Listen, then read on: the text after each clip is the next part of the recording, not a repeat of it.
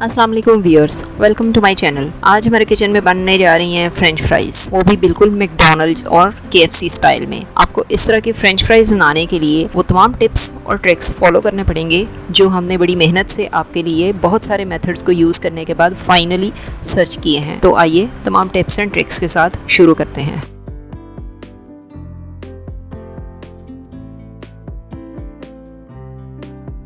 Fries बनाने के लिए सबसे पहले आलूओं को छील के और उनको मशीन के साथ या छुरी के साथ, आप किसी भी तरीके से जो भी मेथड आपके लिए इजी हो, आप उनको इस तरह से फिंगर्स की शक्ल में काट लेंगे। और इन आलूओं को वॉश नहीं किया मैंने, आप इनको बिल्कुल वैसे ही छीलें और उसके बाद इस तरह से काट लें।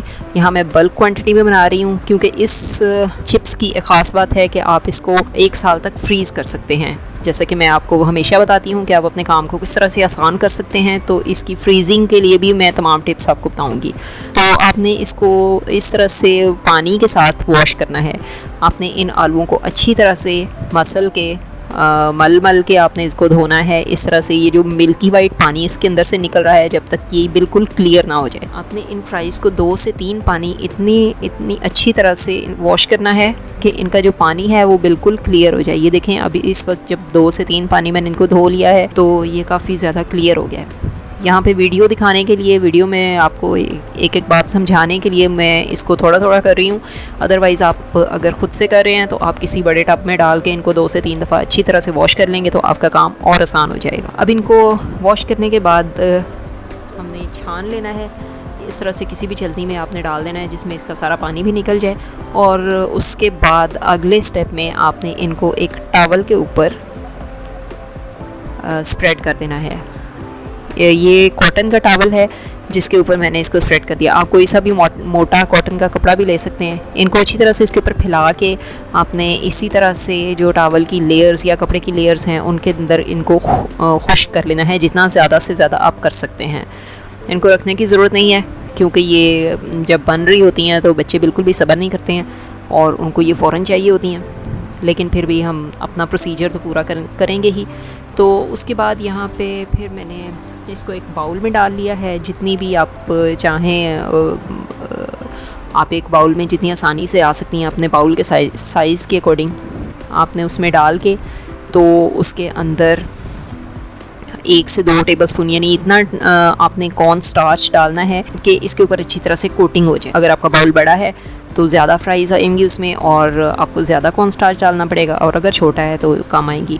लेकिन अगेन यहाँ पे चूँकि मैंने वीडियो बनानी थी इसलिए मैं इसको जो एक बाउल में डाल के बना रही हूँ। अदरवाइज़ मैं इसको एक बड़े से पतीले में डालती और ऊपर से कॉर्न स्टार्च डालती और 2-3 दफ़ा इसको हिलाने से ये सारी कोटिंग इसके ऊपर हो जाती।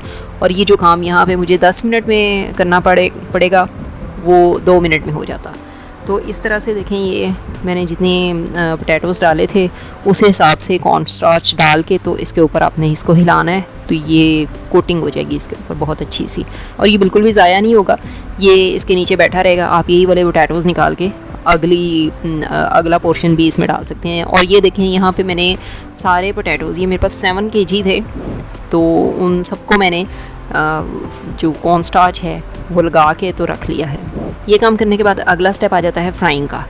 और फ्राइंग के लिए यहाँ पे मैंने एक लोहे की कढ़ाई ली है। लोहे की कढ़ाई लेने का फ़ायदा ये है कि जब आप इसको 1 से 2 दफ़ा यूज़ करते हैं तो ये देखें इसके अंदर एक लेयर आ जाती है ऑयल की, जो कि ना तो इसको जंग लगने देती है, यानी रस्टिंग से भी बचाती है। लोहा जंग से ख़राब नहीं होता।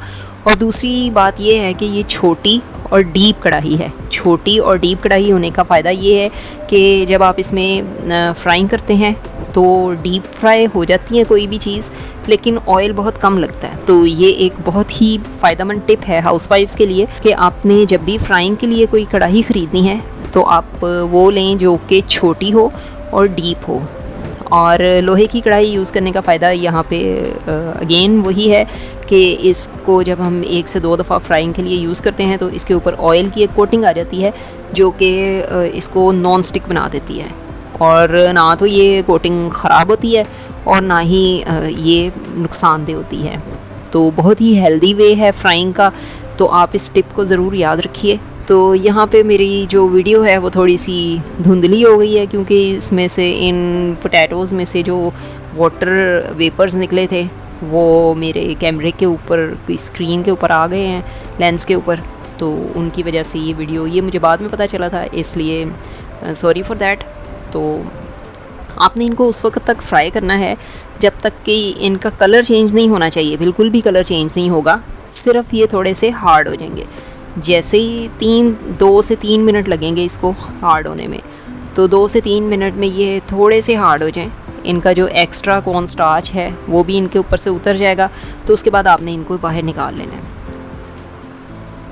और इसी तरह से आपने उल्टाना पलटाना है, जिसकी वजह से, जिसका फ़ायदा ये होगा कि ये बहुत थोड़े तेल में बहुत ज़्यादा क्वांटिटी आप फ्राई कर सकते हैं और अच्छी तरह से वो ऑयल सब फ्राइज़ को फ्राई कर देगा।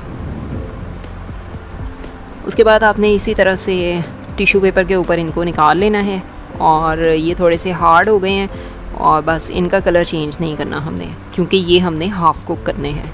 हाफ़ कुक करने के बाद ये देखें, अब यहाँ पे इस वक्त तमाम की तमाम फ्राइज़ जितनी भी थी 7 kg पोटैटोज़ की, वो सारी की सारी मैंने फ्राई कर ली हैं। ये सारी हाफ़ कुक हो गई हैं और बहुत अच्छी सी लुक आ रही है इनकी। इस स्टेज पे आपने इनको फ्रीज़ कर लेना है। इस स्टेज पे आप इन्हें ज़िप-लॉक बैग्स में या शॉपिंग बैग्स में, किसी भी तरह के बैग में, आप जितनी एक बार में आप चिप्स फ्राई करते हैं उतने पैकेट बना के आप रख लें। जिस तरह हम गोश्त के पैकेट बना के रखते हैं, इसी तरह से आपने इनके भी पैकेट बना के रख लेने हैं। तो ये बिल्कुल वो ओपा फ्राइज़ जैसी लुक दे रहे हैं, तो आप उसी तरह से ये फ्रीज़ हो जाएंगे और जिस तरह से आप उनको ला के बाज़ार से तो उनको फ्राई कर लेते हैं, उसी तरह से आप इनको दोबारा फ्राई करेंगे। यहाँ पे एक बहुत ही इंपॉर्टेंट बात कि अगर आपने इसको इसी वक्त फ्राई करना है तब भी आपने इसको 2 से 3 घंटे तक फ्रीज़ करना है। 2 से 3 घंटे तक फ्रीज़ करने के बाद आप इसको दोबारा से फ्राई करेंगे तो ये बहुत ही ज़्यादा क्रिस्पी बनेंगी। दिस इज़ द वे, ये वो मेथड है जो कि हमने बहुत सारी सर्च के बाद, बहुत ज़्यादा मेथड्स को फॉलो करने के बाद फाइनली आपके लिए निकाला है कि आप कौन सा तरीका यूज़ करके बहुत ही अच्छी क्रिस्पी फ्राइज़ बना सकते हैं। इस मेथड से जब आप इनको एक दफ़ा फ्रीज़ कर लेंगी तो उसके बाद उसी तरह से ऑयल के अंदर आपने इनको डीप फ्राई कर लेना है। ये देखें, सेम वही वाली कढ़ाई मैं यूज़ कर रही हूँ जो मैं आपको पहले सजेस्ट कर चुकी हूँ और इसके अंदर आपने इस तरह से चेक कर लेना है कि ये अच्छी तरह से गर्म हो गया हो ऑयल, और गर्म होने के बाद आपने इसमें फ्राइज़ डाल देनी है। और ये फ्रोज़न थी जिनको मैंने इसके अंदर डाल दिया, आपको बर्फ़ के टुकड़े भी नज़र आ रहे होंगे। अब जैसे ही ये इसमें जाएंगी तो एकदम से ऑयल का टेम्परेचर कम हो जाएगा और उसको फिर से आपने थोड़ा सा वेट करना है। आपने इनको बिल्कुल भी नहीं हिलाना, क्योंकि जैसे ही ये इसके अंदर जाएंगी तो ये फिर से सॉफ़्ट हो जाएंगी। और सॉफ़्ट होने के बाद जब ये थोड़ी सी हार्डन हो जाएं, यानी थोड़ी सी सख्त हो जाएं, तो फिर आपने इनको इस तरह से, जैसे कि आप देख रहे हैं, आपने इनको इस तरह से हिलाना है कि नीचे वाली ऊपर आ जाएंगी। तो उसमें ये फ़ायदा होगा कि अगर ऑयल कम भी है तो उसमें भी आप इनको बहुत अच्छी तरह से फ्राई कर सकते हैं। ये देखें, आप देख सकते हैं कि ये काफ़ी सारी जो फ्राइज़ हैं वो बिल्कुल ऑयल के ऊपर हैं, उनको ऑयल नहीं डिप नहीं हुई हैं।